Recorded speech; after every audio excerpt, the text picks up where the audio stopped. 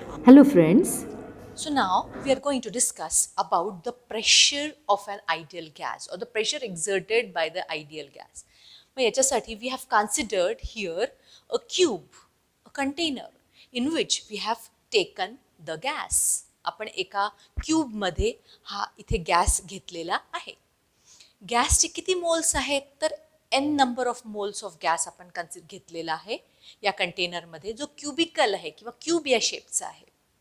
त्याची लेंथ किती आहे एल एल ही त्याची लेंथ आहे. We know it is a cube, त्याच्यामुळे त्याची लेंथ, त्याची ब्रेथ आणि त्याची हाईट हे तिन्ही सेम असणार आहे. सो त्याची लेंथ एल आहे, त्याची एरिया जी आहे ती एरिया त्याच्या बेसची एल स्क्वेअर ही त्याची बेसची एरिया आहे. त्याला क्यूबला 6 फेसेस असतात, 6 फेसेस आहेत, 1 2 3 4 5 अँड 6. तो त्याच्या जे प्रत्येक जो फेस आहे त्याची एरिया किती आहे L into L, that is L square. So L square is the area and L cube, त्याचा व्हॉल्यूम किती आहे क्यूबचा तर L into L into L. So L cube is the volume. Pressure या gas, हा जो gas आहे आतमध्ये क्यूबच्या, त्याचं प्रेशर असं ॲडजस्ट केलेलं आहे की हे जे मॉलिक्युल्स आहेत जे रँडम मोशनमध्ये आहेत, कसेही मूव्ह होत आहेत, ते मॉलिक्युल्स एकमेकांवर आदळत आहेत. द कोलिजन्स कसे आहेत तर इलास्टिक कोलिजन्स आहेत, हे आपण आत्ताच डिस्कस केलेलं आहे. सो इलास्टिक कोलिजन्स, आवाज येत नाही आहे. सो हे they are colliding with each other. The collisions are elastic. So ते एकमेकांबरोबर कोलाईड होतात आणि ते ह्या कंटेनरच्या वॉलवर, म्हणजे या वाय झेड वॉल किंवा ह्या ज्या तो जो क्यूब आहे त्याच्या ज्या भिंती आहेत त्या भिंतींवर सुद्धा आतून असे कोलाईड होत आहेत. टी हे टेम्परेचर आहे त्या गॅसचं. पण प्रेशर असं ॲडजस्ट केलेलं आहे की ते जे कॉलिजन्स आहेत ते मॉलिक्यूलचे एकमेकांमध्ये कॉलिजन होत नाही आहेत. मॉलिक्यूल कुठे कोलाईड होतोय तो फक्त त्या वॉल्सवर जाऊन इथे जातो, कोलाईड होतो, परत इकडे येतो, परत कोलाईड होतो, परत इकडे जातो, कोलाईड होतो.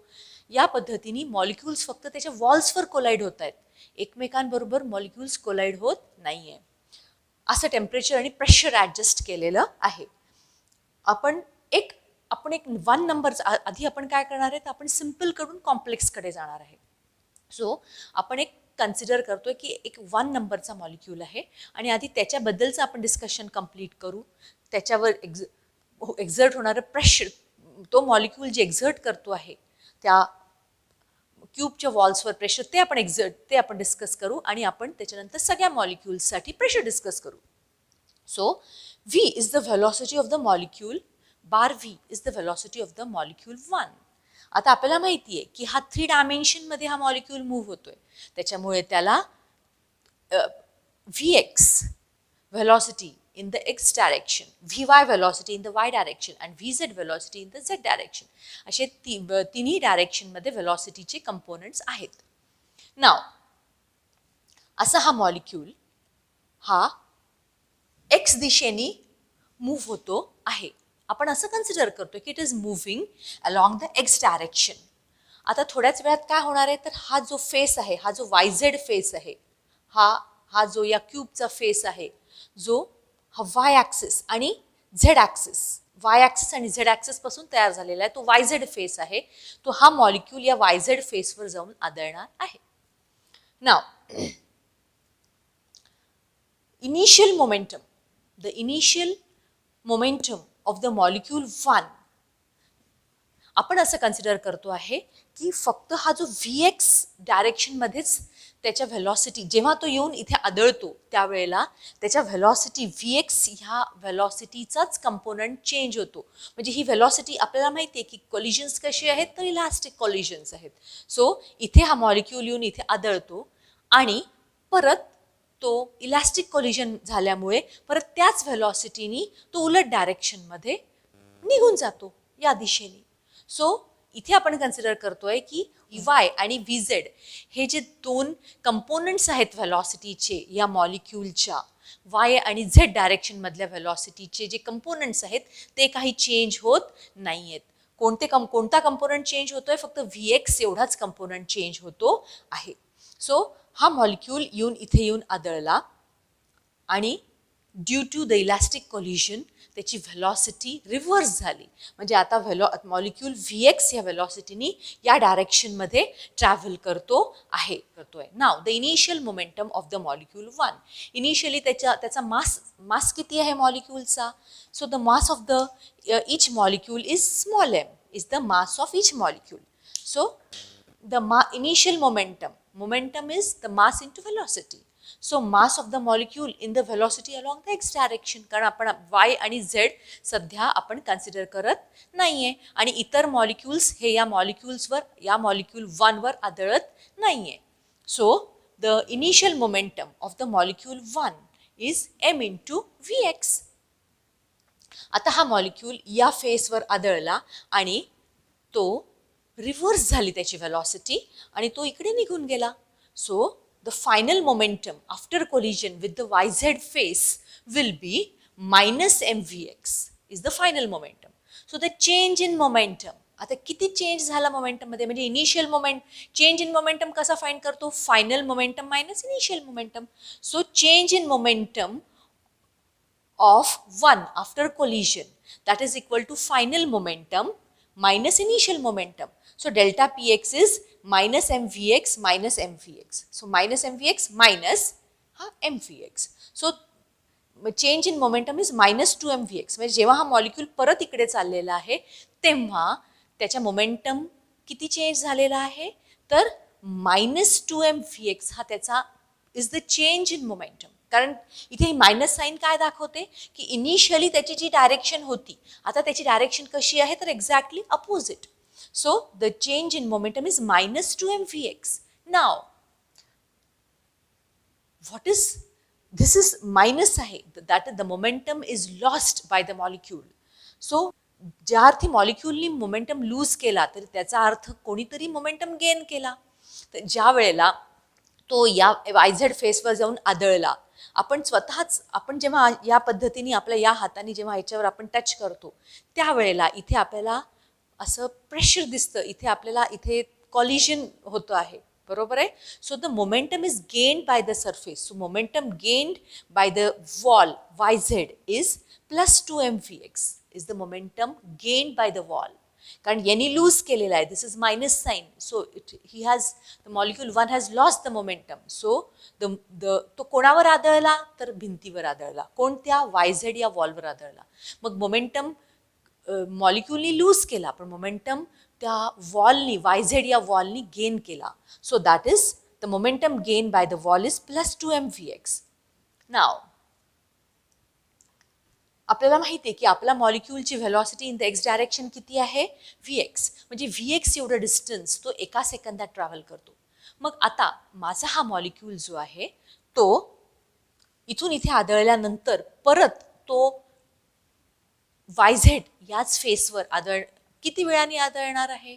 तर तो इकडून इथे जाईल आणि इथून आदळून परत तो इकडे येईल.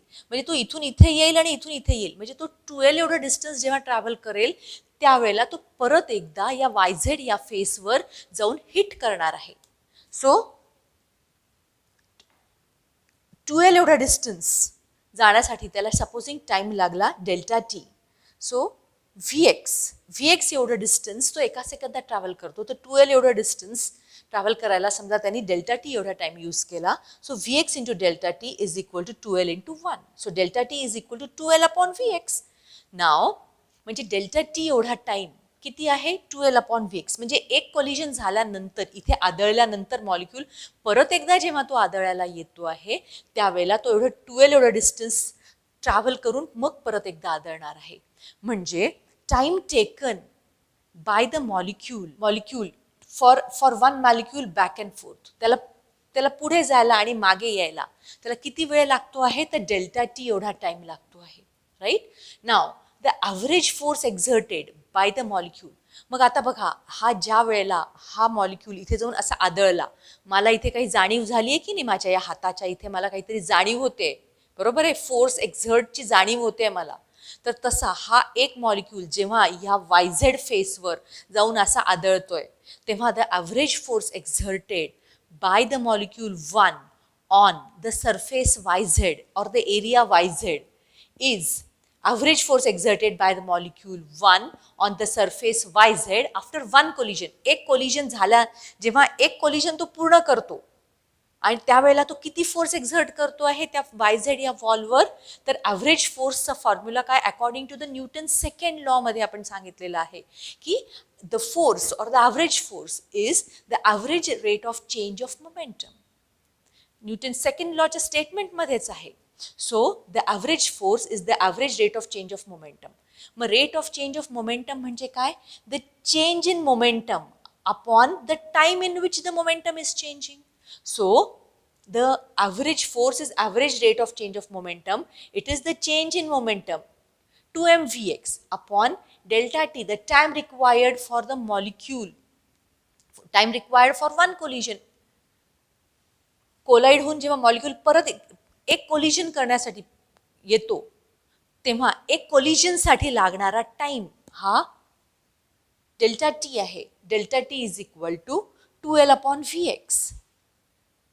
Delta t is equal to 2L upon Vx. So that is equal to 2m Vx1 upon 2L upon Vx. हा Vx वरती गेला, हा 2 कॅन्सल झाला इथे. सो हे 2 कॅन्सल झाले. So we get m Vx1 square upon L.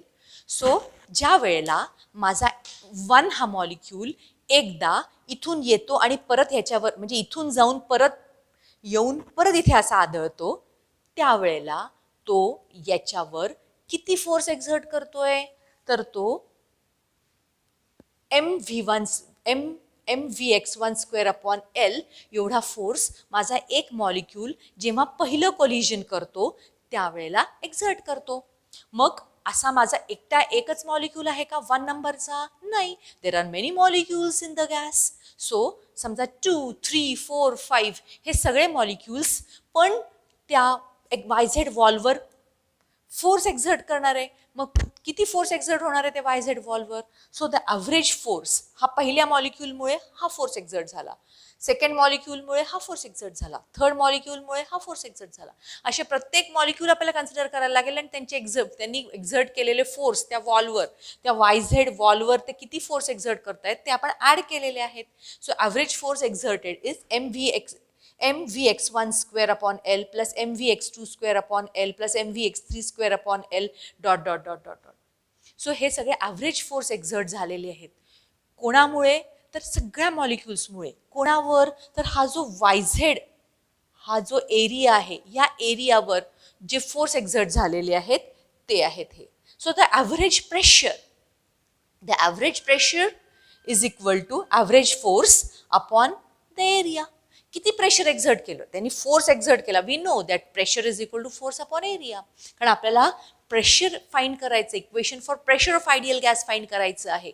So the average pressure is average force upon the area YZ. So the pressure is or the average pressure is the average force upon the area on which the force is exerted. आता या एरियावर force exert झाला. So pressure is equal to force upon area. So we get pressure is equal to average force किती आहे? m upon L Vx1 square plus Vx2 square plus Vx3 square dot dot dot dot upon the area. He area YZ ही किती असणार आहे? तर L square असणार आहे. So L square इथे लिहिलेलं आहे. Now one more thing, the average velocity of all the velocities along the x direction. म्हणजे प्रत्येक पार्टिकलची काही ठराविक व्हेलॉसिटी आहे x डायरेक्शनला. So Vx1 square, Vx2 square, Vx3 square हे प्रत्येका पार्टिकलची x डायरेक्शनची व्हेलॉसिटी आपण कन्सिडर करतोय. आता आपण y आणि z डायरेक्शनला त्यांच्या व्हेलॉसिटीज चेंज होत नाहीये असं आपण कन्सिडर केलेलं आहे. So this Vx1 square plus Vx2 square plus Vx3 square upon the total number of the molecules. किती molecules आहेत? तर total n molecules आहेत. टोटल मॉलिक्युल्स किती आहेत? तर n हे टोटल नंबर ऑफ मॉलिक्युल्स आहेत त्या कंटेनरमध्ये. या कंटेनरमध्ये n मॉलिक्युल्स आहेत. सो अपॉन n ॲव्हरेज घेतलं.